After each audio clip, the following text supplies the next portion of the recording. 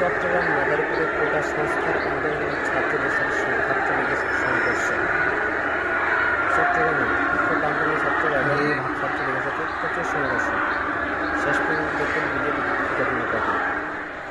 দেখুন 11 করে ছাত্র বিক্ষোভীদেরকে ফেলে দেওয়া হচ্ছে এবং কোনো গ্যাস সংগ্রহের জন্য নিচে ঘুরে যাচ্ছে।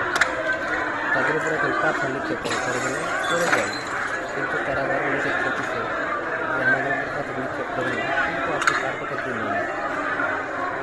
যাই হোক, দেখো কী হয়েছে শেষ করতে দেখুন, কিন্তু মানুষেরা দেখুন এলাকা খেয়ে বুঝতে পারবেন। এবং কয়েকজনকে ছাত্রকে ফেলিয়ে দেওয়া হয়েছে, কিছু লক্ষ্য দেখলে আমরা বুঝতে পারি। দেখুন 3 জনকে ফেলে দেওয়া হয়েছে, কিন্তু পুরো গেলে হয়তো মারা গেছে, বুঝে তো কিন্তু করতে পারে না।